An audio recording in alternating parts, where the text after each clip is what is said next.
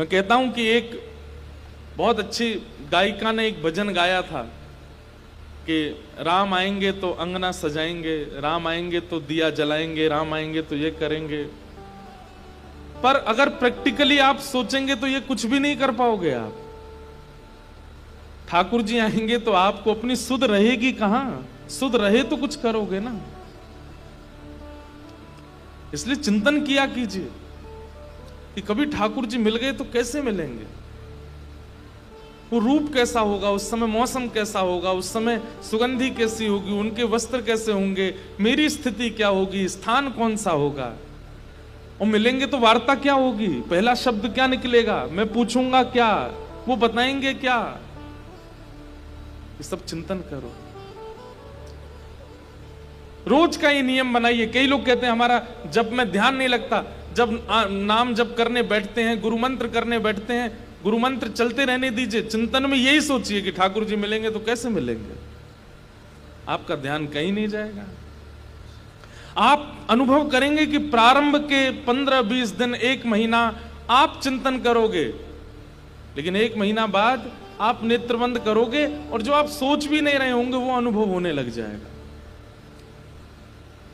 कभी स्वप्न में वह अनुभव होगा, कभी नेत्र बंद करके वह अनुभव होगा। और कोई चिंतन में भूत क्यों दिखते हैं? ये रात में स्वप्न में किसी को प्रेत दिख रहे हैं, किसी को सांप दिख रहे हैं, किसी को भूत दिख रहे हैं, किसी को शादी दिख रही है, किसी को कोई बीमार दिख रहा है। ये एक बात बता दें आपको, स्वप्न मिथ्या नहीं है।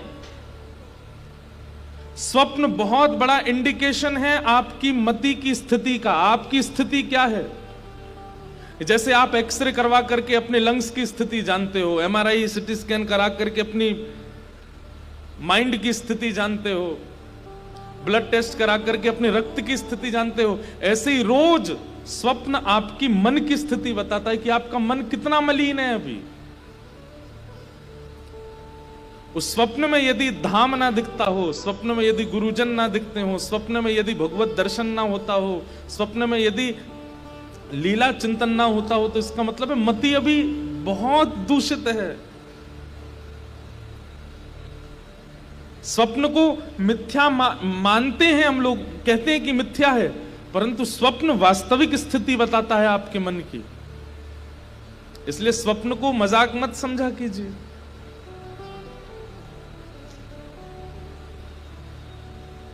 हमारे अष्ट सखाओं ने इतने पद गाए।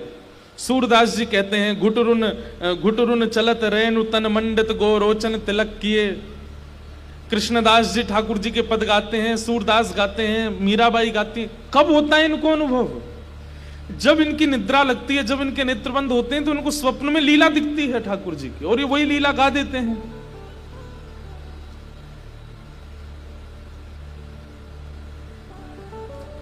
हम कोई प्रशंसा करके नहीं कह रहे हैं, पर मैं कोई ध्यान लगाता हूं या चिंतन, कुछ नहीं, लेकिन इतनी कथाएं साल भर होती हैं कि उन कथाओं का ये प्रभाव होता है कि रात्रि स्वप्न में नई नई लीलाएं दिखती हैं ठाकुर जी की। वो भाव दर्शन होता है जिसका कहीं पढ़ाई नहीं की, जिसको किसी से सुना नहीं, वो ठाकुर जी की लीला दिखती है। हमेशा नहीं दिखती है, कभी कभी कहीं कहीं। अभी नासिक में थे, वहां तो रोज ही कुछ लीला का अनुभव होता था। इसलिए स्वप्न को गलत मत समझिएगा। हमारे वृंदावन में एक महापुरुष थे, वो तो दिन भर ठाकुर जी का चिंतन करते थे, और रात्रि जब निद्रा आती थी ना, तो अपनी शिखा में एक रस्सी बांध के ऊपर खूंटी से बांध देते थे, और जैसी नींद आती थी तो नींद में उनको जो भी स्वप्न में दिखाई देता था, जोर की नींद आने पर जैसे ही सिर आगे को होता, चोटी खींचती थी, तुरंत उनकी आंख खुलती और तुरंत सामने कलम लेकर के और स्वप्न को लिखते थे, क्या देखा मैंने। और उसी से ही उन्होंने एक लीला ग्रंथ प्रकट कर दिया।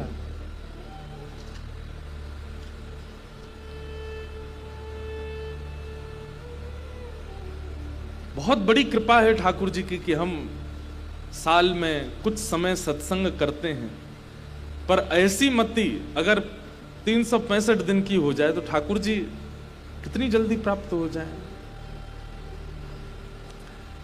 इसलिए प्रारंभ कीजिए। बहुत उपाय बताते हैं हम, पर किसी को नहीं याद रहे हो तो ये याद रखो वृंदावन जिस दिशा में है रोज उसको प्रणाम करो,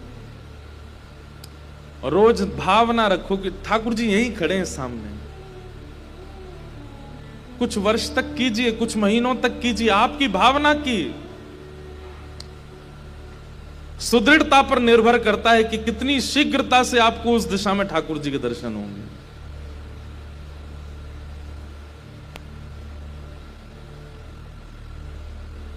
पलकन सोमग झारू मेरे, पलकन सोमग झारू,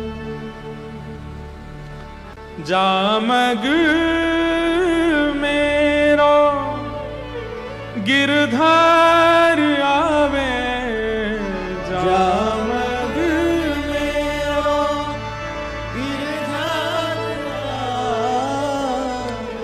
आज इतना सा बालक एक हमसे मिलने आया था सुबह।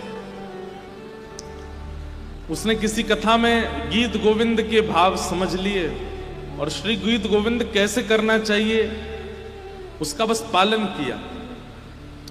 माताजी पिताजी भी साथ में आए थे, तो मैंने पूछा कि कुछ अनुभव हुआ? तो माताजी पिताजी बोलते हैं हमें तो बोलता है कि आपको नहीं बताऊंगा, महाराज जी को बताऊंगा। मैंने पूछा कुछ अनुभव हुआ? बहुत प्रसन्न हो गया, बोले बहुत अनुभव हुए, मैं बताऊं आपको। मैंने कहा अभी मत बताओ, अभी और अनुभव कर लो, लेकिन बस इतना बताओ हुआ कि नहीं। बोले बहुत अनुभव हुआ। छोटे से बालक को, 11-12 वर्ष का बालक, रोज खाली आसन रख के सामने गीत गोविंद करता है। कितने उपाय हैं, कितने भाव हैं। कथाओं में फ्री में बता दिया जाता है ठाकुर जी की प्राप्ति का साधन, लेकिन हम करना चाहें तो ना, करते ही नहीं है।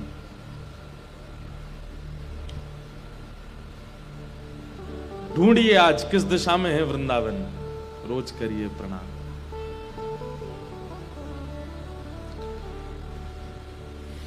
आइए लीला कथा में प्रवेश करें। ठाकुर जी ने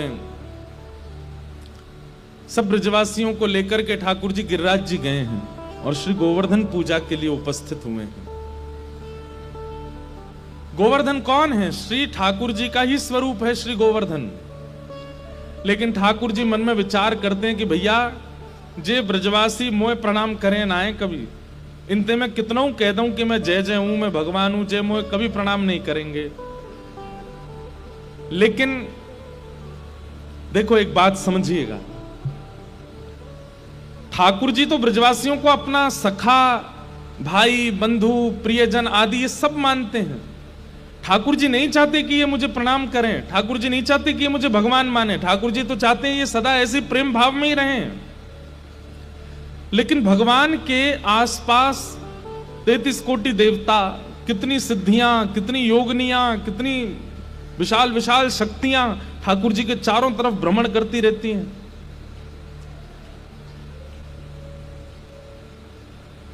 जिसको हम ये कहते हैं कि प्रोटोकॉल ठाकुर जी का, वो तो चारों तरफ रहता ही है। वो कहीं ना कहीं कम ज्यादा आंकना शुरू कर देते हैं लोगों को। उन्होंने मन में विचार किया कि भाई ये ठाकुर जी के गले में गलवैयां डाल के घूमते हैं, सिर पर चढ़ जाते हैं, कभी इनको गैया की तरह बैठा देते हैं, स्वयं इनके ऊपर चढ़ जाते हैं। अरे ये तो परमात्मा है, इनको प्रणाम करना चाहिए। तब ठाकुर जी ने विचार किया कि ये मेरे आसपास रहने वाले देवी देवता आदि आदि ये जो भी शक्तियां हैं, ये तो भगवान के साथ रहती ही हैं।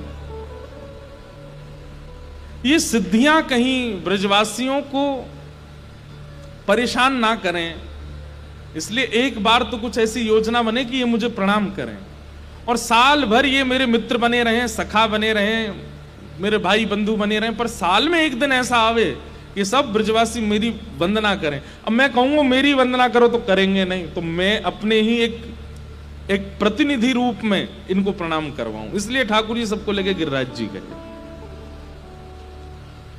और गिरिराज जी जाकर के ठाकुर जी बोले भैया पूजो जे ये सांचो देवता।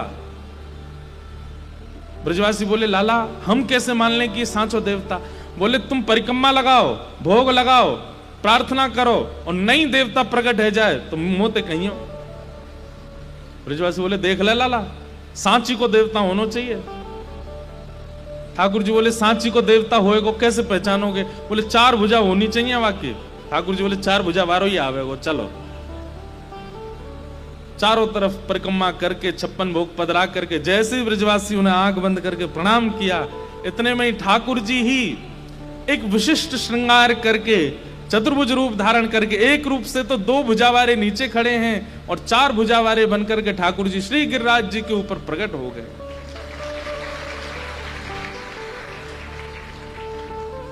आहा, सब ब्रजवासी बोल गिरिराज धरण की। लाओ ब्रजवासियों भोग, लाओ ब्रजवासियों भोग। चारों भुजाओं से ठाकुर जी कह रहे हैं लाओ भोग लेके आओ। सब ब्रजवासी बोले वाह रे कन्हैया, वाह इंद्र की पूजा करते करते बूढ़े है गए हम, कभी दर्शन नहीं दियो माने। ये तेरो सांचो देवता देख नेक एक परिक्रमा में प्रकट है गो। ठाकुर जी बोले अब देरी मत करो, जल्दी जल्दी जाओ, अपनी अपनी सामग्री पधराओ। सब ब्रजवासी जा रहे हैं अपनी अपनी सामग्री ले ले करके। मुझे ये पद ये भी बहुत प्रिय है। अब मैं तो कोई ऐसे पद है ही नहीं जो मुझे अच्छा